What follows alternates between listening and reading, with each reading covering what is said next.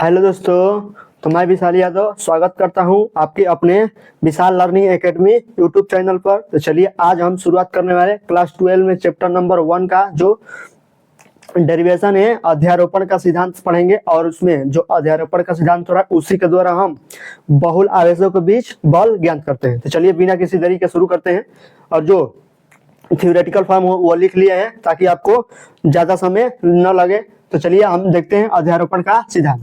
तो देखिए अध्यारोपण का सिद्धांत और बहुल आवेशों के बीच बल। जो अध्यारोपण का सिद्धांत होता है उसी में होता है बहुल आवेश।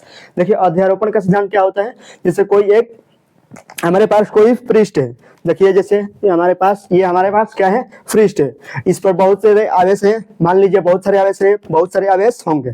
तो इस पर किसी एक आवेश पर, जैसे कोई एक आवेश विशिष्ट आवेश होगा, तो इस पर कोई एक आवेश पर इसके भिन्न भिन्न दूरी पर स्थित आवेश होंगे ना। तो भिन्न भिन्न दूरी पर भिन्न उनकी दूरी होगी और भिन्न भिन्न दूरी पर आवेश होंगे। और उन आवेशों के द्वारा जो पहला आवेश था, एक आवेश था, उस आवेश पर जो बल लगाया जाएगा, उस बल का जो संपूर्ण बल लगाया जाएगा, उस संपूर्ण बल का योग जो उस विशेष आवेश पर लगाया जा रहा है Q1 पर, उसका परिणामी के क्या होता है, बराबर होता है। इसी को हम क्या कहते हैं, अध्यारोपण का सिद्धांत कहते हैं। फिर से पढ़िए, किसी पृष्ठ पर स्थित एक आवेश पर उसके भिन्न भिन्न दूरियों पर स्थित आवेशों द्वारा जो परिणामी बल लगाया जाता है उसी को हम क्या कहते हैं, अध्यारोपण का सिद्धांत कहते हैं। नॉर्मल है। तो चलिए देखते हैं हम क्या लिखे हैं यहाँ पर। अध्यारोपण का सिद्धांत, जब किसी एक आवेश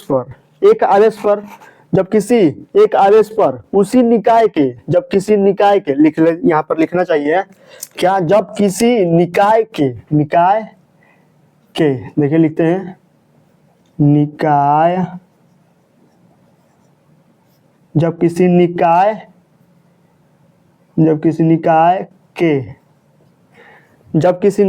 के एक आवेश पर उसी निकाय के अलग अलग आवेशों द्वारा, जब किसी निकाय के एक आवेश पर उसी निकाय के अलग अलग आवेशों द्वारा लगाया गया बल उसके परिणामी बलों के योग के बराबर होता है, उसे हम क्या कहते हैं, अध्यारोपण का सिद्धांत कहते हैं। ये तो हमारा थ्योरेटिकल फॉर्म हो गया नॉर्मल। अब कहेगा अब अध्यारोपण का जो सिद्धांत होता है, अलग अलग आवेश है तो यानी बहुत से आवेश है, तो बहुत से आवेश यानी बहुल आवेश। तो बहुल आवेशों के बीच बल जो परिणामी बल होता है उसको हम सीधे गणना कर रहे हैं, बहुत आसान है। चलिए देख आप समझ जाएंगे, बहुत नॉर्मल है। तो चलिए देखते हैं, यहाँ पर कोई एक आवेश है, या मान लेते हैं ये हमारा पूरा पृष्ठ है।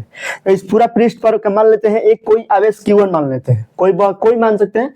तो मान लेते हैं Q1 आवेश है, तो भिन्न भिन्न दूरियों पर Q2, Q3, Q4, Qn आवेश है। Qn तक आवेश ना, ये तो हमें पता नहीं है कितने आवेश है, तो Qn आवेश है। तो मान लीजिए Q2 के द्वारा Q1 पर लगाया गया बल, और इसके बीच की दूरी हम क्या मान लेते हैं, R1 मान लेते हैं। और इसके बीच की दूरी Q3 के द्वारा Q1 पर लगाया गया बल R3 हो जाएगा, R1 हो जाएगा इसके बीच की दूरी, इसको R2 मान लेते हैं। R2 इसके द्वारा क्या हो जाएगा, ये क्या हो जाएगा, Q2, Q3, ये Q4 मान लेते हैं ना, ये Q4 हो जाएगा, ये Q5 हो जाएगा। चलिए इसको हटा देते हैं, Q4 हो गया यहाँ पर, इसको हटा देते हैं, इतना ही आवेश रखते हैं। तो ये क्या हो जाएगा, इसके बीच की दूरी R2 हो गई, तो इसके बीच की दूरी क्या हो जाएगी, R3 हो जाएगी। और इसके बीच की दूरी हम क्या मान लेंगे, R5 मान लेंगे, और इसके बीच की दूरी Rn मान लेंगे। इतना तो हो जाएगा, लिख लेंगे। तो देखिए एक आवेश पर भिन्न भिन्न आवेशों द्वारा जो परिणामी बल लगाए जाए उसका योग हमें क्या होता है, हमारा अध्यारोपण का सिद्धांत होता है। तो चलिए हम लिखते हैं, हम बहुल आवेशों के बीच बल की गणना करते हैं। तो मान लीजिए देखिए यहाँ पर Q1 आवेश है, तो Q2 द्वारा भी बल लगाया जाएगा, Q3 पर, Q4 द्वारा भी, और Qn द्वारा भी, और Q5 द्वारा भी। चलिए लिखते हैं Q2 द्वारा Q1 पर लगाया गया बल अलग अलग निकालेंगे ना, बाद में सभी को जोड़ देंगे और उसका परिणामी बल निकाल देंगे, वही हमारा क्या हो जाएगा, बहुल आवेशों के बीच बल हो जाएगा। चलिए निकालते हैं। Q2 माना होना लिख दीजिएगा, माना कैसे लिखेंगे देखिए, लिखते हैं यहाँ पर पहले माना लिख दीजिएगा। माना एक Q1 आवेश, माना किसी निकाय पर स्थित एक Q1 आवेश उसी निकाय के भिन्न भिन्न दूरियों पर स्थित आवेश R1 दूरी पर स्थित आवेश Q2, R2 दूरी पर स्थित आवेश Q3, R3 दूरी पर स्थित आवेश Q4 और R5 दूरी पर स्थित आवेश Q5 है। तो Q5 है, और Rn दूरी पर स्थित आवेश Qn है, जिस पर भिन्न भिन्न बल लगाए जाते हैं। जो क्रमशः वेक्टर आर F12 लगाया जाता है, F21 लगाया जाता है, F13 लगाया जाता है, F14 लगाया जाता है और ये बल हमारे लगाए जाते हैं। तब इस स्थिति में हमें बहुल आवेशों के बीच परिणामी बल की गणना करनी है। बस इसमें माना कि में लिख लेना है, हम लिखेंगे नहीं ताकि आपको ज्यादा समय बच जाए। तो चलिए कम से कम समय में अधिक से अधिक कंटेंट आपको प्रोवाइड कर सके। देखिए Q2 के द्वारा Qn पर लगाया गया, Q1 पर लगाया, Q2 के द्वारा Q1 पर बल, तो जो बल दो आवेशों के बीच, तो आपको पता होगा दो आवेशों के बीच बल हम कैसे निकालते हैं, वेक्टर F Q2 के द्वारा Q1 पर, तो यानी Q1 पर जिस पर लगाया जा रहा है वो पहले लिखेंगे, जिसके द्वारा लगाया जा रहा है वो बाद में हो जाएगा। तो वेक्टर F12 हो जाएगा।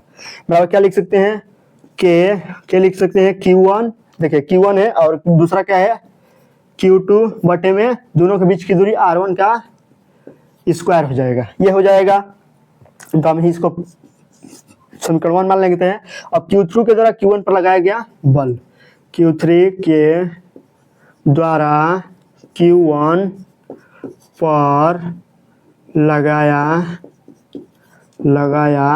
गया बल, तो हम कैसे ज्ञात करेंगे, Q3 के द्वारा Q1 पर लगाया जा रहा है, यानी किस पर लगाया जा रहा है, F1 पर लगाया जा रहा है 3 के द्वारा, तो यानी 3 के द्वारा 1 पर, तो यानी 1 3 के द्वारा, यानी 3 लास्ट में हो जाएगा।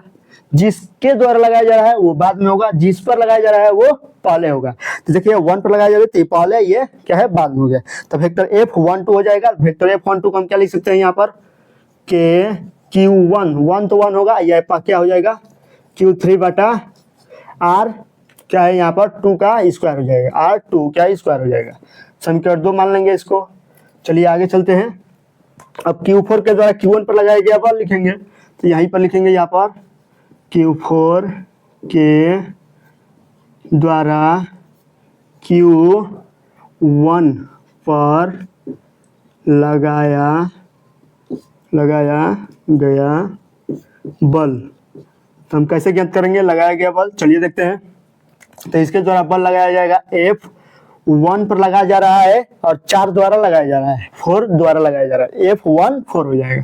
बराबर क्या हो जाएगा के Q1 और यहाँ पर क्या हो जाएगा Q4 हो जाएगा। Q1 Q4 बटे में दोनों के बीच की दूरी क्या है R3 का होल स्क्वायर हो जाएगा। ये तो कूलाम का नियम ही है, कूलाम का नियम ही सब में लगा रहे हैं।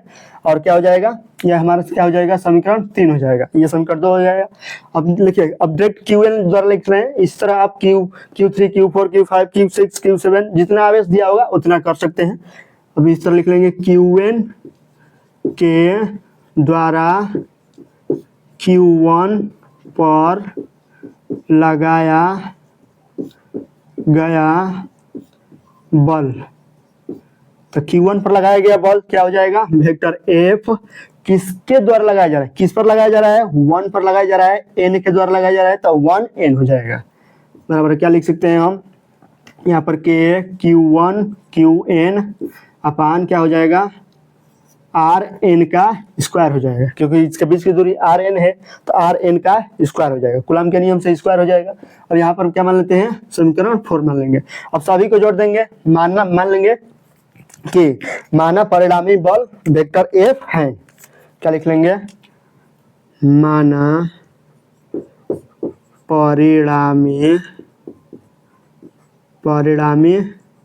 बल क्या है वेक्टर F, क्या हो जाएगी वेक्टर F हो जाएगी। तो परिणामी बल वेक्टर F हो जाएगी।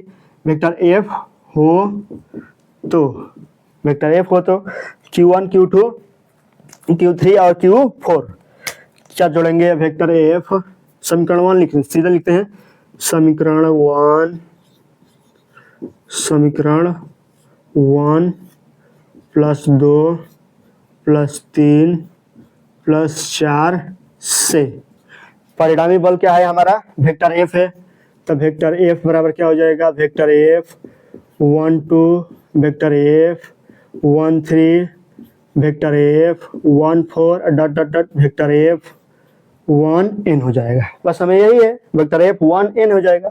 अब वेक्टर F बराबर हम क्या लिख सकते हैं, वेक्टर F का मान हमें 1 2 का मान क्या दिया है यहाँ पर दिया है, देखिए वेक्टर F1 2 का मान क्या है के Q2 बटे R1 का स्क्वायर हो जाएगा। ये क्या है, के Q1 Q3 बटा R2 का होल स्क्वायर, यहाँ पर ये R2 का होल स्क्वायर हो जाएगा, प्लस के Q1 Q4 बटा क्या हो जाएगा, R3 का होल स्क्वायर हो जाएगा। यहाँ पर R3 था, R3 का होल स्क्वायर हो जाएगा। इस तरह डॉट डॉट जाओगे, क्या हो जाएगा, के Q1 Qn लिखेंगे ना यहाँ पर, Qn बटा Rn का होल स्क्वायर हो जाएगा।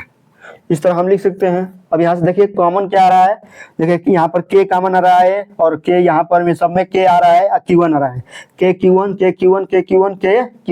सब में से के Q1 कॉमन आ रहा है, यहाँ पर हम लिख लेंगे, यहीं पर लिख दें।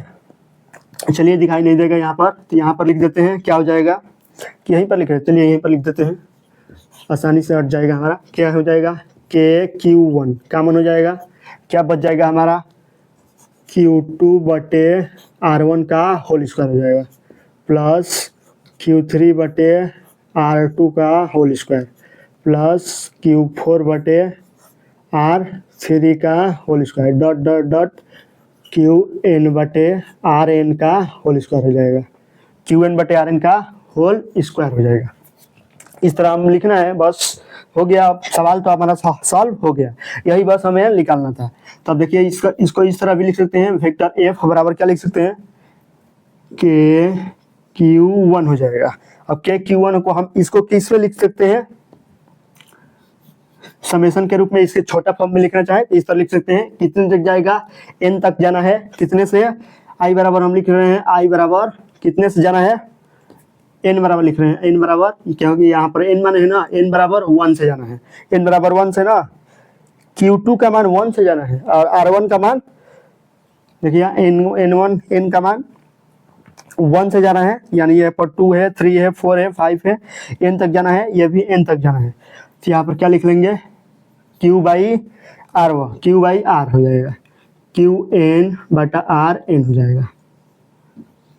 इसको हम लिख सकते हैं छोटा फॉर्म में, अगर लिखना चाहो तो आप लिख सकते हैं, क्योंकि Qn 1 2 3 4 5 6 अनंत तक चला जाएगा, ये भी 1 2 3 4 5 6 तक चला जाएगा। इसको छोटा फॉर्म में इस तरह लिख सकते हैं और बड़ा फॉर्म में इस तरह, तो है ही आपके पास। तो चलिए यहाँ पर हम इसको सिद्ध कर दिए, क्या, बहुल आवेशों के बीच बल, परिणामी बल क्या हो गया हमारा, के Q1 ब्रैकेट में Q2 अपन R1 का होल स्क्वायर, Q3 अपन R2 का होल स्क्वायर, Q4 अपन R3 का होल स्क्वायर, Qn अपन Rn हो जाएगा। देखिए इसके बीच की दूरी अगर चेंज भी कर सकते हैं, आप चेंज करना चाहें तो कर सकते हैं, और ना कोई दिक्कत नहीं। यहाँ पर R1 के स्थान पर R2 भी लिख सकते हैं, R2 के स्थान पर R3, R3 के स्थान पर R4 भी लिख सकते हैं। ये डिपेंड करेगा कि आप दूरी का मान क्या मान रहे हैं, उस पर डिपेंड करेगा। तो चलिए यहाँ पर आपको समझ में आ गया होगा, आई होप, मुझे पूर्ण विश्वास है कि आपको समझ में आ गया होगा। अपना फीडबैक कमेंट में जरूर लिखिएगा, अगर समझ में आया होगा तो, अगर समझ में नहीं आएगा तो भी लिखिएगा, हम अपने में सुधार करेंगे, क्योंकि कहाँ पर हमें समझाना कैसे चाहिए था, आप जरूर लिखिएगा। चलिए आज के लिए इतना ही रहने देना, फिर मिलते हैं नेक्स्ट वीडियो में, तब तक के लिए जय हिंद।